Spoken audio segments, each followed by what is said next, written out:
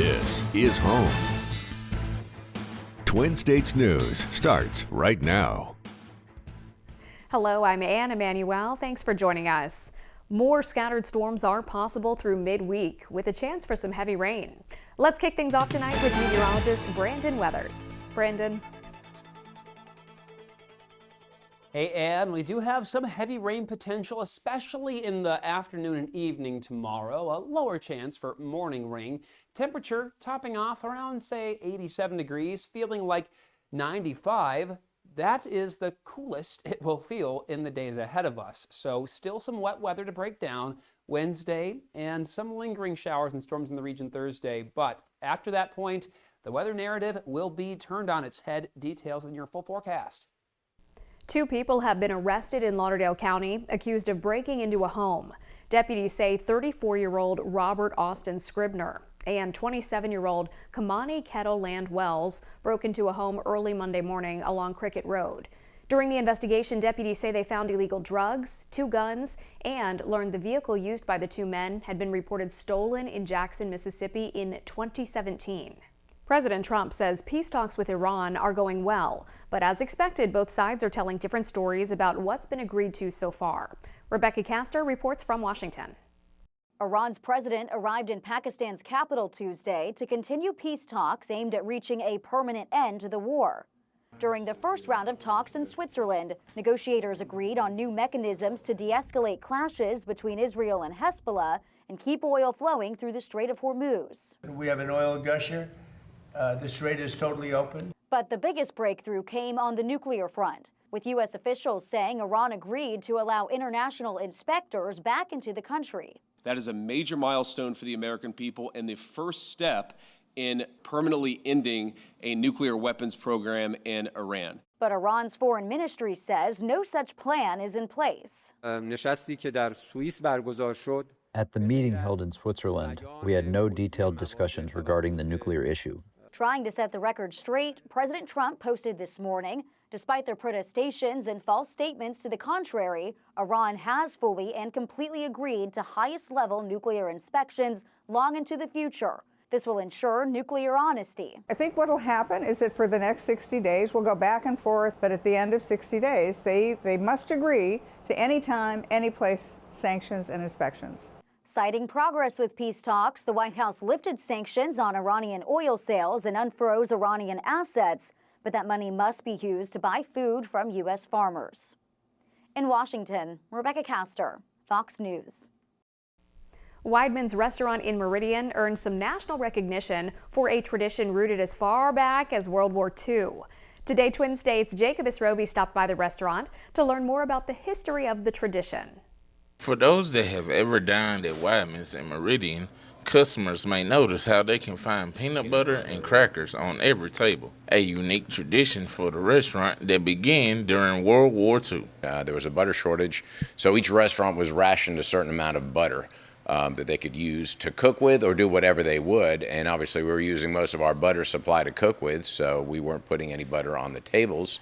And somebody suggested we put peanut butter out. Weidman's owner, Charles Frazier, said the tradition temporarily stopped in 2010 until customers began asking the restaurant to bring the tradition back.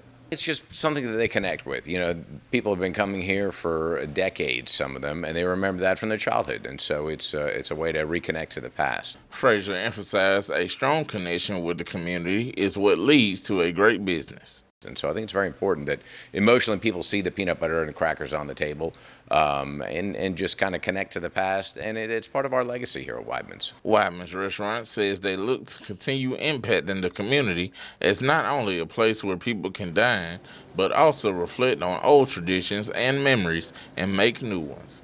Jacob Isrobi, Twin States News, Meridian. Parking at the Lauderdale County Government Center will soon look different. The county is planning to add additional parking between the Government Center and Lauderdale County Sheriff's Department. New handicap parking is also expected to be closer to the main entrance, along with expansion, fencing, and a new gate, all expected to be installed to specify employee parking from public parking. On Monday, the Senate came together to pass a housing affordability bill. But today it was back to the usual partisan back and forth over which party is better equipped to bring down prices and end the affordability crisis. Mark Meredith reports from Washington. How do we make life more affordable? It's the question Americans nationwide are asking, and on Capitol Hill, lawmakers say they too want answers. On Tuesday, the Senate Banking Committee examining America's affordability crisis. The hearing coming only hours after lawmakers passed a bipartisan bill aimed at lowering housing costs. But the blame game continues, with Democrats accusing the president of inflicting higher prices thanks to tariffs, the war with Iran, and the cutback of some clean energy subsidies. It has been nonstop Trumpian extravaganza of corruption and incompetence. Republicans firing back, pointing out most taxpayers paid less to the IRS thanks to the recently passed Trump tax cut bill. 100% of Democrats voted against the tax cuts for 97% of Americans. Democrats say affordability will be a major issue in the upcoming midterms, pointing to the president's claims that the crisis is a hoax. Is the affordability crisis a hoax made up by Democrats? It is not a hoax. This is something that families are dealing with every single day. While most everyone admits there's a problem, there's little consensus on how to bring prices down.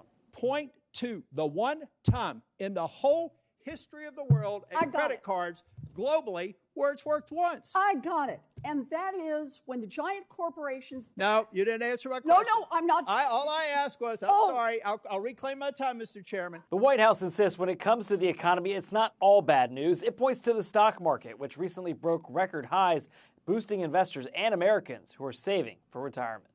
In Washington, Mark Meredith, Fox News. Research shows that kids are spending too much time online, and it is having a big impact. Now Congress is inching closer toward a bill to regulate social media, video games, and chatbots. Jared Halpern reports. Congress has been struggling to regulate social media and online platforms, but on Monday night it took a big step forward. Lawmakers announced a bipartisan agreement on a sweeping online child safety package, and there could be a vote as early as next week. House Energy and Commerce leaders writing in part, quote, "We worked across the aisle for many months and have now found common ground on policies to significantly improve the digital environment." How many studies? How many congressional hearings do we need to know the status quo is broken?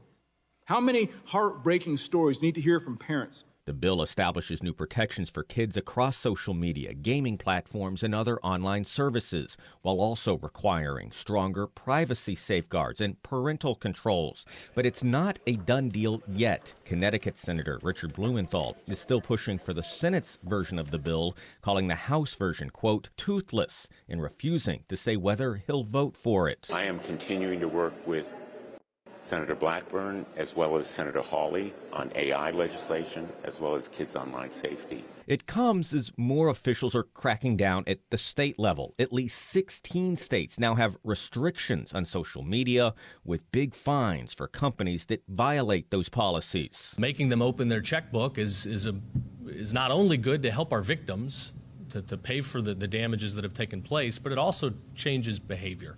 Tuesday is also Social Media Victims Remembrance Day, with lawmakers taking part in a memorial to rein in big tech. At the White House, Jared Halpern, Fox News. This Together Tuesday, local organizations work to help spread support and love in the community. Twin States' Micah Gibbs spoke with the organizations and community members about the importance of extending a helping hand. As we go about our day today, let's make sure we stop and help someone. Let's buy lunch for someone. Let's say thank you. Let's open a door, and whatever it is to show a good gesture today. Multiple community organizations gather for Together Tuesday at Dumont Plaza. Today is Together Tuesday. It's a national day to celebrate generous acts of kindness and going around the community and showing love to each of your community members. Kristen Waters of the Community Foundation of East Mississippi emphasized that you never know how your kind act can impact someone. Everybody's going through some form of stress. We all hear some negative remarks or negative impacts going in our country or in our community. And we want to take today to stop and really think about the little things that might brighten someone's day, whether it's a cup of coffee, a thank you note to an individual, or just sharing a personal story of why they mean something to you. Just taking the time to slow down and really become a better, stronger community. Shakita Thomas of Multi-County shared some of the resources they provide to help the community. So we have a plethora of programs that we help the community become self-sufficient, whether it's helping with rents or helping with utilities. The ultimate goal is to make the household self-sufficient. So we are always giving back. We volunteer, we have volunteers. We volunteer as employees and do our part in the community. When speaking with other organizations, they said a simple conversation with the neighbor can go very far. Twin States News, Micah Gibbs in Meridian. We'll be back with a look at the latest full weather forecast. Plus, bad news for future homeowners. Home prices remain high and so do interest rates, but there are other costs that are moving higher that are making it very difficult for first-time home buyers. We're going to have that story right after the break. To see more local news and weather anytime, you can go online to twinstates.news.